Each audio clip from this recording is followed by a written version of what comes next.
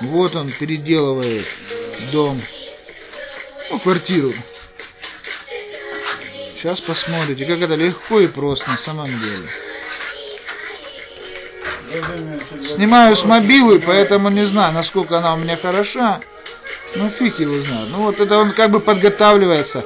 Хотя он вот уже намесил. Сейчас он еще чуть помесит.